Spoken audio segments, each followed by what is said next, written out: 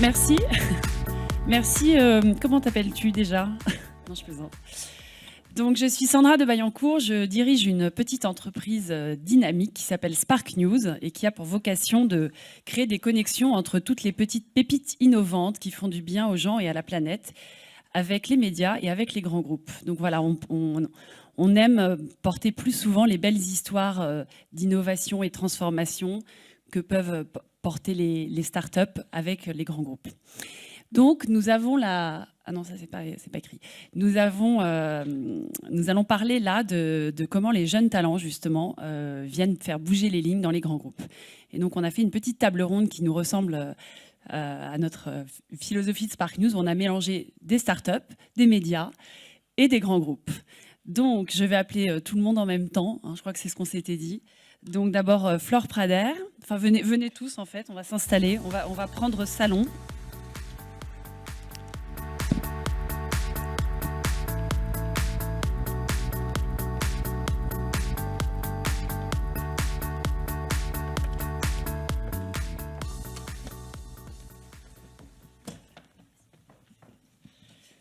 Donc, tout d'abord, Flore Prader, qui est tout au bout, qui est responsable des recherches entreprises chez JLL, qui est un grand cabinet de design d'immobilier de bureau, et qui a fait une très belle étude sur le lifestyle de l'entreprise, c'est très Jones, qui va venir nous éclairer là-dessus.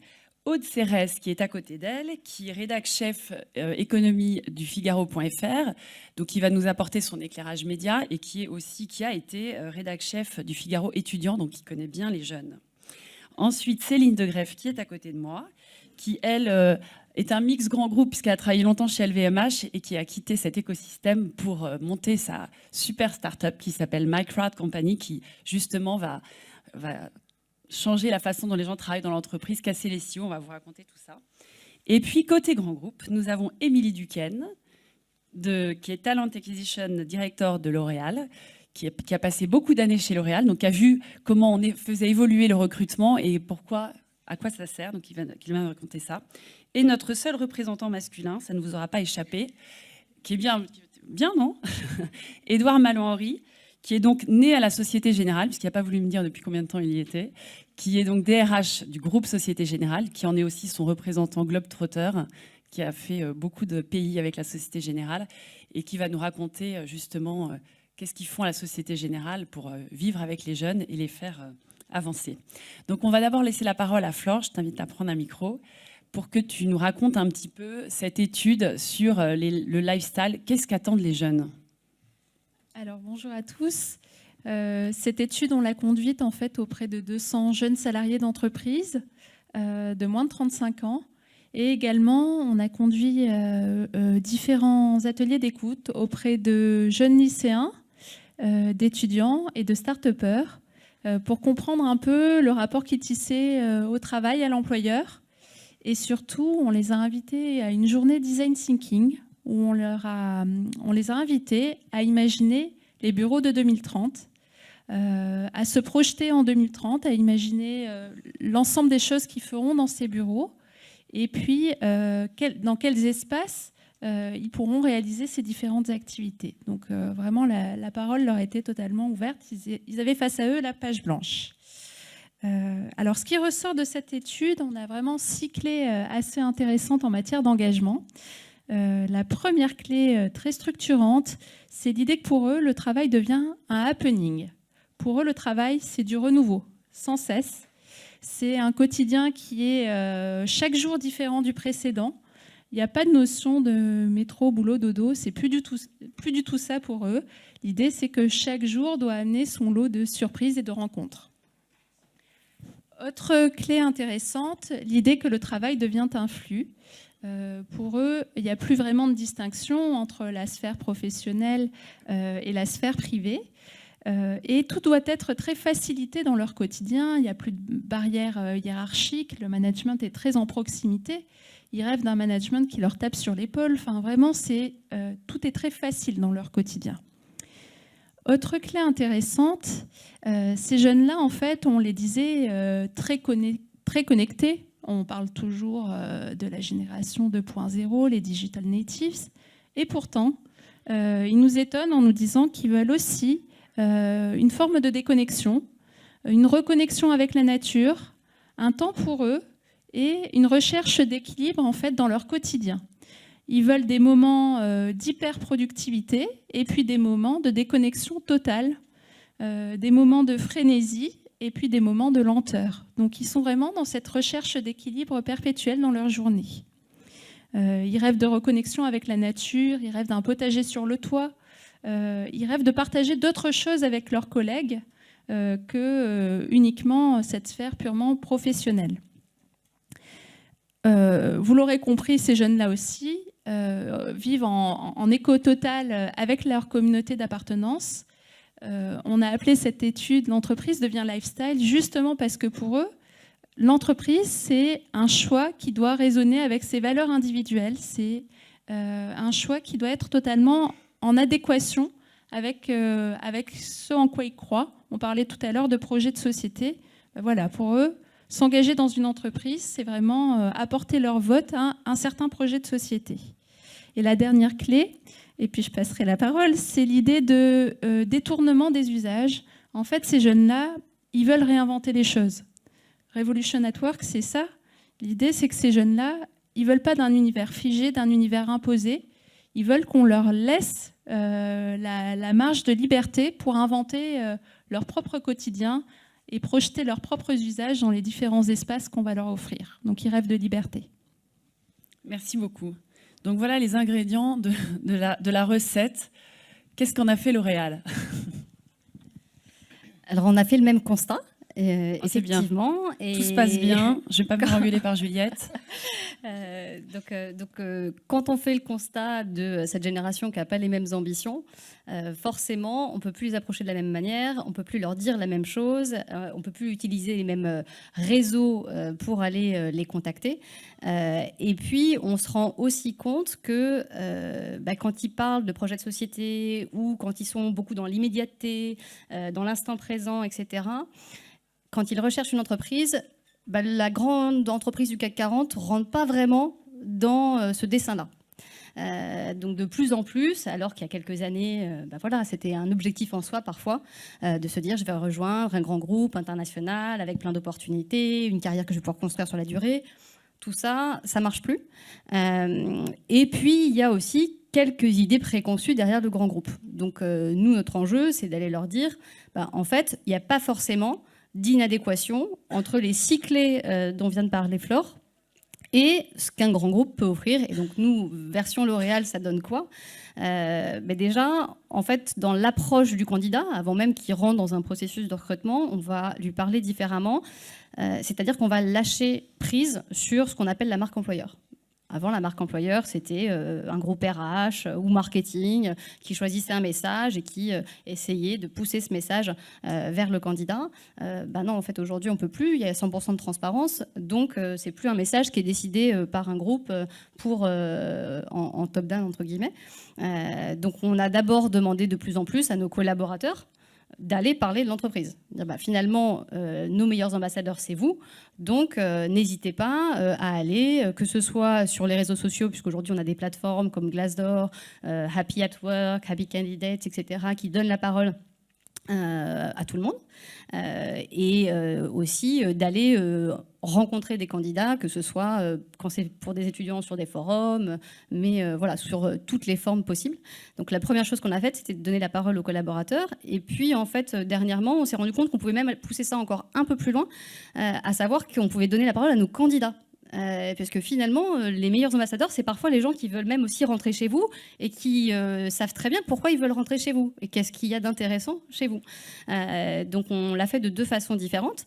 D'abord en utilisant une plateforme qui s'appelle Happy Candidates, qui est une sorte de TripAdvisor du candidat qui raconte son processus de recrutement et finalement comment ça s'est passé. Et en incitant vraiment les gens à y aller, parce que si vous ne les incitez pas, il n'y a que les mécontents qui y vont. Donc en fait, c'est qu'une petite partie de l'histoire. Donc nous, vraiment, on les pousse. On a aujourd'hui plus de 3000 avis. En 18 mois, on a eu 3000 candidats qui sont allés donner leur avis. Et bien sûr, ça nous permet non seulement de parler de la réalité de L'Oréal, mais aussi d'en tirer des enseignements pour faire changer les choses en interne. Et la deuxième façon dont on a utilisé cette clé-là, ça a été notamment sur le biais étudiant de leur faire produire du contenu sur L'Oréal. Je vais donner un exemple. Quand vous faites un business case, un serious game ou ce genre de choses un peu classiques, auparavant vous aviez 40 personnes qui jouaient votre jeu et 40 personnes qui du coup avaient une expérience un peu real life de si je suis, je sais pas, chef de produit Yves Saint Laurent, qu'est-ce que je peux faire? En fait, on a rajouté à ça un concours sur les réseaux sociaux, sur Snapchat, et on a demandé à ces 40 étudiants, en plus de créer le nouveau parfum Saint Laurent, d'en parler sur les réseaux sociaux, sur Snapchat. Et là, on est passé de 40 personnes qui jouaient à, en une journée, 50 000 personnes qui ont pu avoir accès à cette information avec un taux d'engagement d'environ 30%, qui sont des taux d'engagement très très forts sur ces réseaux. Et c'est là où on voit que ce qu'eux disent les intéresse beaucoup plus, malheureusement ou heureusement, que ce que nous, on peut dire. Voilà, donc la clé pour nous, ça a été en tout cas de lâcher prise. Donc comme ça, vous êtes tranquille, vous avez juste à laisser les moins autres de faire le travail. boulot, quoi. C'est ça. Mais ça tombe bien, parce que vous embauchez 50 000 personnes d'un coup. Alors, on va passer le micro à Aude. Merci beaucoup. Est-ce que au niveau justement des médias, dans les articles qui sortent, est-ce qu'on ressent justement cette exigence du candidat, ce switch un petit peu où finalement c'est plus l'entreprise qui va chercher ses candidats, mais l'inverse? Alors nous, on se place au Figaro en tant qu'observateur et on relaie les tendances, ce qu'ont expliqué Émilie et Flore. On remarque notamment sur le site que tous les articles qui ont trait aux aspirations des jeunes, le meilleur employeur noté par les jeunes, la vie de bureau a énormément de succès, énormément relayé aussi sur les réseaux sociaux, comme disait Émilie. Notamment tout ce qui est exigence, et on note une grande exigence de ces jeunes sur l'entreprise qui va les embaucher, et en particulier sur l'aspect vie professionnelle et vie familiale, vie personnelle. Moi, je pense que c'est vraiment une émergence, c'est-à-dire qu'on le note même au sein des jeunes journalistes du Figaro qui arrivent, qu'il y a vraiment, en termes d'horaire, une très grande exigence. Ils ne veulent pas, effectivement, c'est plus métro boulot dodo, c'est plus on doit être disponible pour sa vie personnelle, pour sa vie de famille. Et donc tous ces articles qui traitent par exemple du télétravail pour consacrer du temps à sa famille, tous ces articles qui traitent des relations aussi entre la génération, alors je ne sais pas comment on appelle notre génération, la génération non, X, la génération X, la génération... On est la génération qui sert à rien. La génération qui sert à rien et la génération YZ. Ces articles sont très intéressants parce qu'il y a vraiment une passation, il y a vraiment... voilà, on note qu'entre ceux qui vont partir à la retraite et les jeunes, ça se passe très bien, mais ça se passe moins bien, beaucoup moins bien, entre les jeunes qui arrivent et ceux qui ont 45-50 et qui sont poussés dehors, le relais est beaucoup plus difficile. Ce qui est important, comme le soulignait Flore aussi, c'est l'espace de travail. Et c'est pour ça qu'on essaye de montrer depuis peu des espaces de travail innovants via des Facebook Live qu'on a lancés. Donc on en a plusieurs qui ont très bien marché. On a fait visiter les locaux de Kiss Kiss Bank Bank. On a fait visiter les locaux de Marmiton. Et là, ce matin, c'était les locaux d'Uber. Donc on a un journaliste qui y va et qui montre le baby-foot, il y a plein de questions sur comment est-ce qu'on travaille sur un canapé, comment est-ce qu'on travaille. Enfin, c'est assez amusant. Donc voilà, on essaye de relayer tout ça et de relayer ce que constatent les grands groupes, les recruteurs. Voilà. Bon, super transition, puisque nous allons justement passer, Edouard Malot-Prenne, sur les lieux de travail. Alors, je crois qu'on en parle beaucoup lors de ce salon, parce qu'il y a beaucoup de gens de l'immobilier. Mais on va partir sur un cas concret, puisque justement, à la Société Générale, donc maintenant qu'on a recruté nos candidats, on les fait bosser, et on les fait bosser à côté d'un baby-foot et d'une chaîne télé et d'un lit. Donc, comment vous faites ? Alors, si vous permettez, juste avant, je voudrais faire deux remarques préliminaires. La première, c'est que j'entends que la génération Y a des demandes exprimées plus fortement. Mais ça serait une erreur, à mon avis, de penser que c'est une génération contre une autre. La demande, c'est une demande intergénérationnelle. Et ce que demande avec plus de force et plus de vigueur la génération Y, tout le monde le demande. Et qu'est-ce qu'il demande ? Premièrement, il demande du sens. On demande à l'entreprise du sens, ce qu'on ne lui demandait pas auparavant. Auparavant, on lui demandait de rémunérer l'activité pour pouvoir financer le reste de sa vie. Et aujourd'hui, on demande du sens, ce qui est la première chose. La deuxième, c'est que pour avoir du sens, on demande de pouvoir exprimer sa voix, exprimer ses idées, que ça soit pris en compte. Et c'est uniquement à cette condition-là qu'on trouve le sens et qu'on est engagé.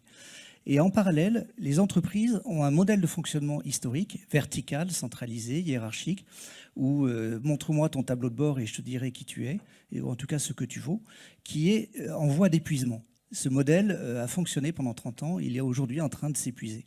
Donc en fait, ce qui se passe aujourd'hui, ce n'est pas l'arrivée des Y ou des Z, c'est la voix plus forte des Y et des Z qui veulent un fonctionnement qui ait du sens et qui relaie et qui réinvente la vie en entreprise parce que le modèle d'avant n'est plus. Le modèle d'avant est épuisé. Donc c'est ça qui se passe. Et tout le monde le demande. Alors moi, je vais prendre un exemple très concret. Nous, on avait une contrainte qui était, on est à la Défense, et je pense qu'on est un des plus importants employeurs de la Défense. On est plus de 20 000 à la Défense, ce qui est beaucoup. Et on avait un problème de résilience. On voulait équilibrer l'Ouest et l'Est de Paris. Donc avoir plus de gens travaillant dans l'Est de Paris. Et on s'est dit, donc on va avoir 5000 personnes qu'on va mettre de l'Ouest vers l'Est. Mais quand vous décidez ça, vous en avez 20% qui sont heureux et 80% qui tirent une tronche immense parce qu'ils habitent justement à côté de là où ils travaillent. Et on s'est dit, donc pour le faire, il va falloir qu'on fasse différemment. Donc on a essayé de réinventer les lieux de travail. Et on l'a fait en co-construction avec eux. Et on a inventé les dunes. Alors déjà, le nom est sous le pavé de la plage. On se rapproche de la plage. En allant vers l'est, ça se rapproche de la plage. Et on a créé surtout des bâtiments horizontaux, mais surtout qui sont une rupture totale avec la façon de travailler d'avant. Alors, les dunes, c'est conçu comme un village. Dans ce village, il y a des quartiers.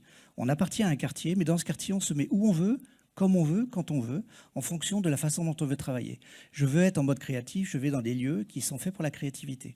Je veux être isolé, je me mets dans un lieu où je suis plus isolé. Je veux être avec mon équipe, j'y vais. Je veux me mettre avec d'autres, j'y vais. Et on se met comme on veut, quand on veut, où on veut. Et on a aussi développé la récréativité. Donc ça, le baby-foot, je ne sais pas si c'est ça qui change la vie des entreprises, mais en tout cas, la capacité à se relaxer quand on le veut. Donc nous, on a fait des salles de silence, également, qui sont importants dans le bruit d'aujourd'hui. On a fait des salles de sport, on a fait on a fait aussi des plateaux de co-travail avec des startups. On a 1000 mètres carrés qu'on appelle le plateau, justement, où ceux qui veulent travailler avec des startups peuvent un jour, une semaine, un mois, 2 mois, plus si ça marche, travailler avec les startups. Donc moi, je vous invite à venir. On parlait des nouveaux lieux. Nous, on l'a imaginé et on l'a fait. Et on l'a fait en 2 ans. Et on l'a inauguré le 22 novembre. Donc c'est 5000 personnes aujourd'hui qui travaillent là. Alors sondage, 93% disent on a bien fait de venir. Et aujourd'hui, ce qui était une contrainte à aller travailler, c'est Fontenay-sous-Bois, qui est très joli. Hein, je suis sûr que certains sont allés à Fontenay-sous-Bois, mais ce n'est pas forcément aussi attractif que l'Ouest parisien. Aujourd'hui, ce qui était une contrainte est devenu un plus. Et on veut aller aux dunes. On ne dit plus à Fontenay-sous-Bois, on veut aller travailler aux dunes. Voilà, c'est ça notre histoire. Mais vous avez quand même eu un peu des freins. Enfin, on en avait parlé aussi, le fait d'aller travailler quand on veut. Enfin, ça passe aussi par un travail, du télétravail, ou en tout cas l'ouverture à du télétravail, qui fait qu'on n'a pas tous les jours ce chemin à faire, parce que finalement, la distance, elle, ne s'efface pas, même si le lieu, une fois qu'on arrive là-bas, donc je vais aller voir les dunes, ça c'est sûr. Mais donc, il y a eu cette notion aussi, ce travail qui a été fait sur la flexibilité et qui a permis aussi cette adhésion non forcée aux dunes. Alors ça, on l'a fait aux dunes parce que c'est un flex office. Et c'est-à-dire qu'on peut déjà, dans les dunes, aller où on veut, comme on veut, ce que je disais tout à l'heure. Et ensuite, on peut ne pas aller aux dunes. Si on veut, 1 jour ou 2 jours par semaine, je peux décider de travailler de chez moi. Et ça va. Et non seulement ça va, mais c'est bien. Donc on a fait le premier test. On l'a fait d'ailleurs pour tout le monde, pas que pour les dunes. On l'a fait dans l'Ouest et l'Est parisien. On l'a fait il y a 3 ans sur 800 personnes. On a fait un petit test.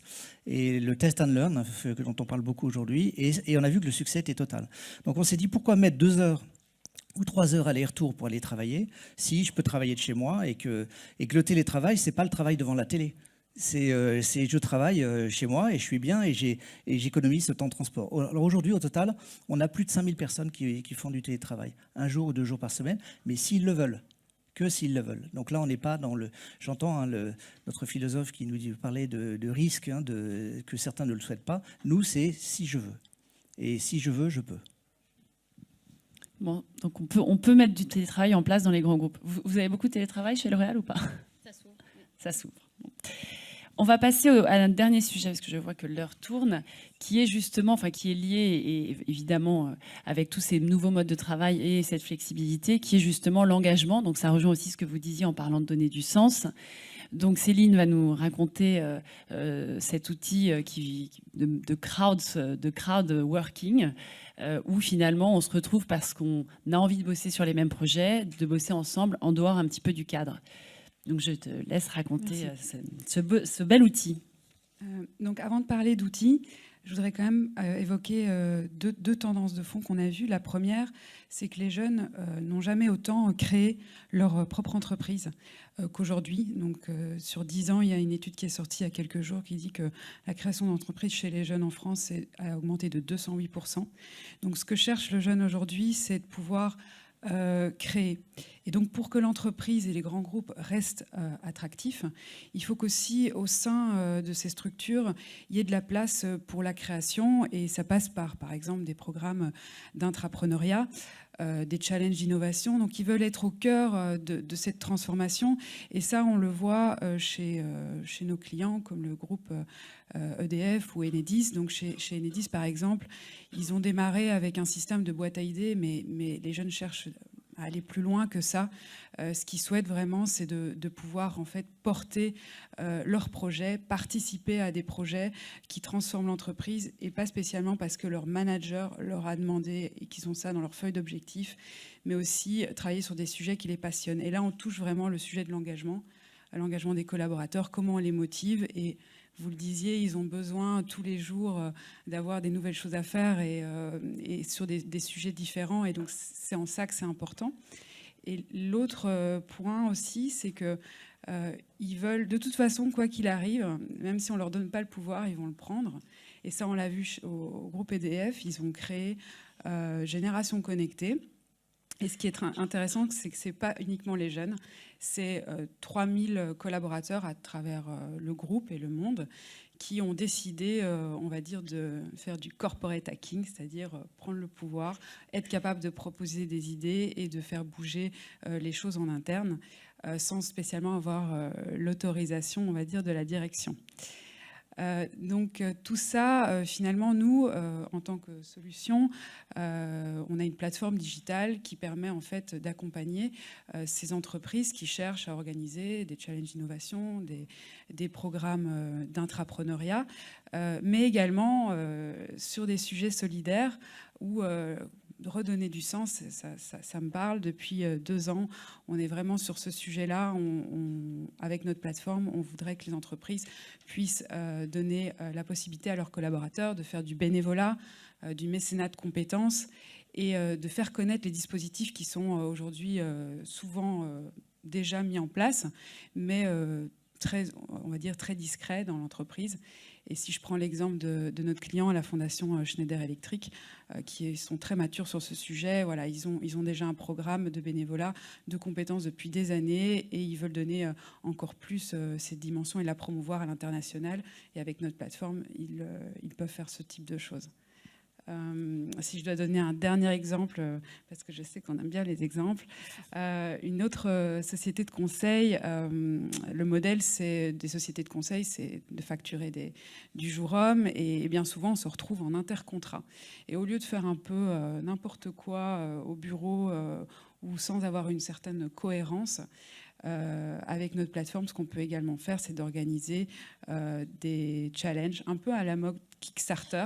C'est-à-dire qu'au sein même de son entreprise, on va avoir un certain nombre de jours. Chaque collaborateur va l'avoir, va pouvoir proposer son projet, va pouvoir en fait faire participer ses collègues. Et en fait, les collègues vont donner de leur temps, et ils ont une cagnotte en fait de 5 jours par an où ils vont pouvoir travailler sur des sujets qui font sens, des nouvelles offres de services, des labs à mettre en place, des nouvelles trends de type la blockchain, etc. Et donc, c'est comment j'arrive aussi à mieux valoriser ça au sein de mon entreprise. Alors, je précise juste, mais bon, peut-être que tout le monde l'avait déjà compris, cet outil en fait permet justement de demander aux collaborateurs de l'entreprise quels sont les sujets qui les intéressent, et créer et après chacun abonde en disant bah tiens celui-là m'intéresse aussi, etc. Donc vous avez des sujets prioritaires finalement qui ressortent, et avec des décisions derrière managériales de effectivement lancer des groupes de travail là-dessus. Donc là, je voudrais redonner aussi la parole aux autres membres de ce plateau et d'avoir un échange ensemble, parce qu'en fait, évidemment, quand on s'écoute parler, on se dit tous, évidemment, ne travaillons plus en silo, travaillons tous ensemble, etc. Travaillons en télétravail. Mais il y a quand même des freins dans les entreprises aujourd'hui. Enfin, il ne faut pas se voiler la face. Moi, je suis la génération un peu chiante, la X. Quand mes équipes me disent je suis en télétravail, je regarde, il y en a une partie qui est là. Je dis ouais, non, va en télétravail. Ouais. Mais on a quand même le souci de est-ce qu'on arrive bien à faire, est-ce que les équipes vont bien au bout de leur lettre de mission, enfin de leur job. Et puis, il y a quand même une pression de la direction à atteindre des objectifs. Donc, comment on fait quand on est manager pour gérer ces outils collaboratifs qui finalement peuvent prendre le collaborateur et le faire bosser sur un autre sujet ou le mettre en télétravail. Enfin, quel constat vous faites? C'est quoi l'enjeu dans l'entreprise pour vraiment faire en sorte que ça rayonne? Parce que Micrad Company est un bel outil, mais pas encore utilisé par tous. Bon, en plus, il y a d'autres acteurs aussi sur le marché, mais tout le monde ne se lance pas en mode... Enfin, la hiérarchie existe encore, je crois.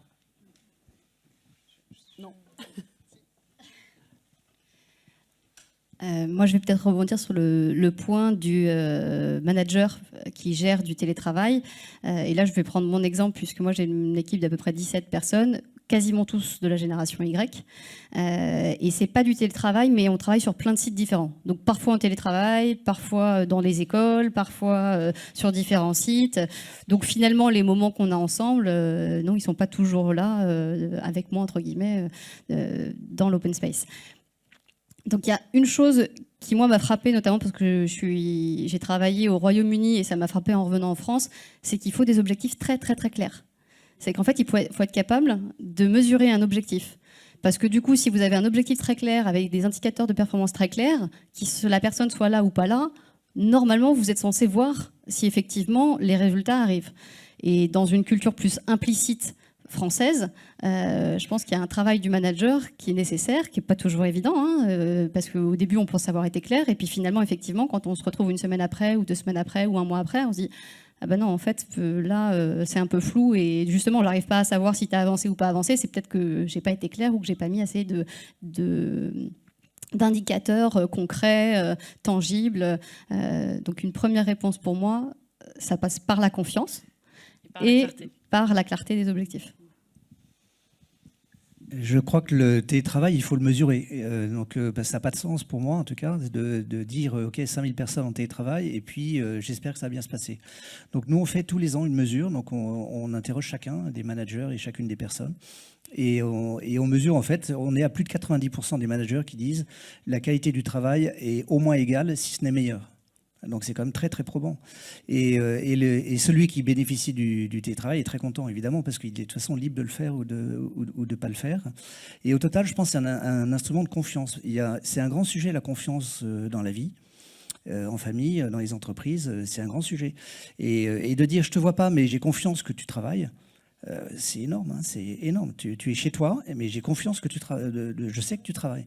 C'est, à mon avis, un vecteur de confiance extraordinaire. Donc, au-delà du fait qu'on économise du temps, de l'énergie, au-delà du fait qu'on mesure et que c'est efficace, c'est un vecteur de confiance, et ça a une valeur qui est extraordinaire.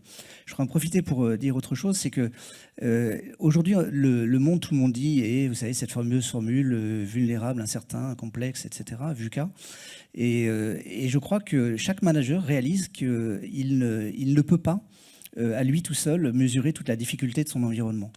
Et la grande leçon de tout ça, c'est qu'on a besoin de la voix de tous et qu'elle s'exprime. Et pour pouvoir inviter chacun à s'exprimer, il faut pouvoir l'écouter et être attentif à chacun. Et parce que les signaux faibles, c'est ça qui peut mettre en danger ou au contraire créer des opportunités. Et il faut pour ça que chacun se sente reconnu, entendu, parce que sa voix, même faible, peut être celle qui va sauver ou qui va nous aider à bien nous développer. Donc je pense que le collectif, le co-construire, le co-travailler suppose le respect des besoins et des rythmes de chacun. Et à cette condition-là, même la petite voix sera exprimée et plus entendue, et les signaux faibles seront mieux pris en compte. Et ça, c'est vital pour une entreprise et pour bien écouter ses clients, il me semble. Nous aussi, nous semble. Ouais, vas-y. Je voulais juste rajouter par rapport pas au télétravail, mais à ces nouveaux modes de collaboration, qu'en fait, ce qui est vraiment important, c'est qu'à la fois, on est le top management qui puisse insuffler ces nouveaux modes de collaboration. Il y a une vraie attente des générations Y, mais également des générations X pour pouvoir s'exprimer et proposer des choses. Et je dirais que là où il y a le vrai challenge, c'est au niveau du middle management. Et là, ce que j'ai rencontré dans les entreprises, c'est qu'au départ, avec mes grandes utopies, on va changer la façon de travailler, on va être collaboratif, on va être participatif. C'était il y a 2 ans. J'étais un peu en mode Big Bang, on va mettre la plateforme, tout le monde va pouvoir s'exprimer. En fait, ça se passait pas trop comme ça. Et donc maintenant, on est plutôt en mode test and learn, c'est-à-dire qu'on va aller parler à une direction, un métier dans l'entreprise qui a envie de changer sa façon de travailler, et on va faire un proof of concept. On va leur démontrer à travers une team de 200, 300 personnes qu'en fait, ça apporte de la valeur à l'entreprise, et on va pouvoir le vendre ensuite à l'entreprise dans sa globalité. Mais là où je dirais que c'est important qu'au niveau du top management, ils insufflent ces nouveaux modes collaboratifs, c'est aussi d'aider les middle managers. Et pour ça, j'en profite comme vous êtes DRH, je pense que le DRH a un vrai rôle à jouer, surtout dans tout ce qui concerne la mise en place des objectifs. Donc, quand un middle manager a des objectifs et des objectifs pour son équipe, si cette personne va partir sur un autre projet, ça va complètement déstructurer son organisation. Il va penser que ça va être un peu le chaos. Et donc, il faut vraiment qu'au niveau de la direction, il se positionne pour qu'on puisse, dans les objectifs des collaborateurs, intégrer cette notion de collaboration, d'innovation, de travail sur des projets ou des programmes d'intrapreneuriat pour justement libérer les forces vives. Voilà. Moi, je voulais revenir sur la quête de sens que soulignaient Édouard et Céline. Je pense que c'est quelque chose de extrêmement important pour les jeunes. Et je pense que j'ai l'impression que les grands groupes commencent de plus en plus à en prendre conscience. On était avec Sandra il y a 2 mois à un sommet extraordinaire avec des jeunes qui s'appelle One Young World, où en fait c'est un mélange de gens qui veulent sauver le monde et de gens qui font des projets très concrets. Et il y avait plusieurs grands groupes, dont L'Oréal, Pernod Ricard, j'en oublie, qui envoient des jeunes, donc une vingtaine de jeunes dans ce sommet où il y a des forums, des idées, pour qu'ensuite ils reviennent créer des projets dans leur pays, des projets que ce soit sociaux et solidaires, en entrepreneuriat, qui font sens. Et vraiment, c'est avant, les jeunes rêvaient de faire rêvent toujours de faire de l'humanitaire, de partir et d'avoir du sens ailleurs que dans les grands groupes. Et je pense que les grands groupes ont réalisé que chez eux, on pouvait aussi créer des projets qui faisaient sens par l'entrepreneuriat, par des tas de projets. Et je pense que c'est quelque chose de très positif, une tendance de ces 2 dernières années extrêmement positive sur la réponse à la recherche de sens des jeunes. Oui, allez-y. Non, vous avez trop parlé. Non, juste un exemple de ça. Il y a 2 mois, j'étais dans mon bureau et on me dit, tiens, il y a un collaborateur de la boîte qui voudrait te parler. Et je vois arriver, en fait, ils étaient 2, il y avait un garçon et une fille, et ils avaient genre 23, 24 ans. Et ils me disent, bah, écoutez, voilà, on a une idée, on voudrait vous la présenter. Et l'idée, c'était, on voudrait créer un Y Lab, donc Y Génération Y Lab. Et parce qu'on trouve qu'on n'a pas été super bien accueillis dans votre entreprise. Vous voyez, je suis très ouvert avec vous. Mais il n'y a pas dit ça au téléphone. Ouais, bah, Attention, et, ce livre. On trouve qu'on n'a pas été, on aurait aimé Envoyez être mieux. vos candidatures. On aurait aimé être mieux accueillis et on aimerait que notre voix soit plus entendue. Et on a passé, avec Marie qui est là, qui est en face de moi, on a passé 1 heure avec eux et on s'est dit, bah, pourquoi pas en fait. Donc ce qu'on a fait avec eux, on teste maintenant toutes nos idées, ou dès qu'on a des questions, on a du mal à y répondre, on va les voir et on leur dit, bah, on vous utilise et dites-nous ce que vous en pensez, comment vous voulez qu'on travaille ensemble. Et on leur donne tous les mois les listes de tous les nouveaux, et puis qu'ils invitent. Et maintenant, ils sont, Marie, je crois que c'est 250 ou 300. 400, dit Marie, bon, ben, ça augmente, voilà. Et ils sont 400, et en fait, on les utilise comme testeurs et comme apporteurs d'idées, et c'est venu d'eux. Donc moi, j'aurais pas eu cette idée-là, c'est venu d'eux, on les a entendus, et du coup, maintenant, c'est un accélérateur de bonnes pratiques, de bonnes nouvelles. Et voilà, c'est un exemple de ce qui peut se passer quand on écoute des petites voix, mais qui sont géniales parfois. Hein. Est-ce que vous auriez fait ça, vous, il y a quelques années, quand vous êtes né à la Société Générale? Est-ce que vous vous rendez compte aussi, il y a plus c'est plus les mêmes personnalités, quoi. Non, vous imaginez, vous, aller voir le patron ma RH, première réunion, j'étais à l'inspection de la banque, vous voyez, c'était très sérieux. Et on était 20, c'était la nouvelle promotion. Et puis, il y a un exposé du grand chef. Et à un moment, est-ce que vous avez des questions? Et puis, il y en a un qui lève la main et qui dit oui, quand est-ce qu'on mange?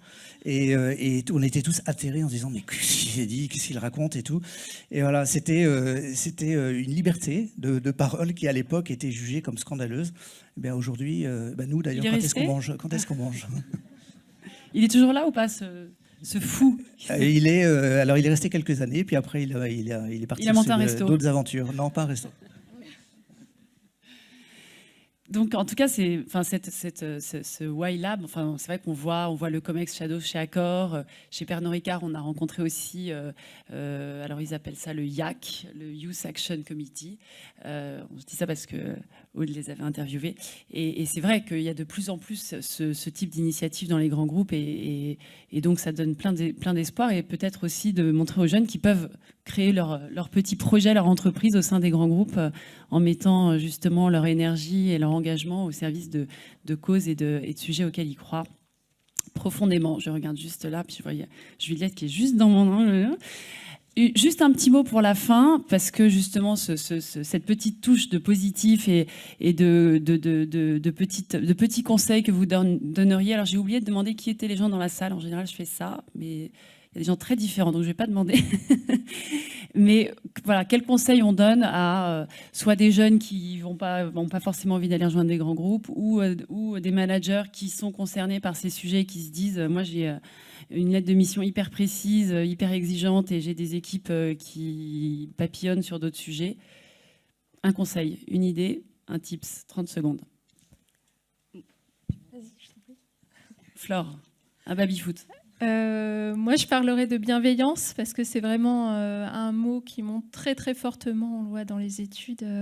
Voilà, il y a une envie d'être regardé avec bienveillance et du coup de libérer aussi les énergies, de faire confiance aux gens. On reboucle sur les mêmes sujets. Oui, c'était un conseil un peu plus générique à la fois pour les managers, pour les jeunes générations qui arrivent. Moi, je fais le constat aussi que pour réussir le changement, il faut savoir ce qu'on veut conserver. Et je pense que c'est une question qu'on ne se pose pas beaucoup. Il me paraît intéressant de se la poser aussi face à cette Revolution at Work. Moi, c'était plutôt un conseil à notre génération. Ça dépend de quel on parle, qui était écoutez-les, comme disait Édouard quand les deux jeunes ont toqué. Parfois, on se dit ils vont un peu trop loin pour les horaires. Nous, on a trimé comme des malades et eux, ils veulent partir à 5 heures faire du télétravail. Et, voilà, donc c'est écoutez-les et essayer de bouger avec eux et de se transformer aussi en sachant ce qu'on veut garder. Moi, je dirais à une personne qui me poserait cette question-là, je dirais, par définition, tu es unique. Donc, ta vie ne peut pas ressembler à celle d'un autre ou d'une autre. Donc, lâche les moteurs. Lâche-toi, lâche les moteurs, sois humble et vas-y à fond les ballons. Canon. Céline, t'as mieux ou pas? Vas-y. Tu peux le faire. 0 seconde.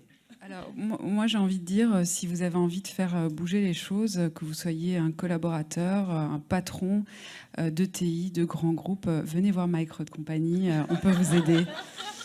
Non, mais t'as raison, attends, t'es la seule qui a un truc à vendre. Vas-y, hein. Voilà. Merci beaucoup à tous.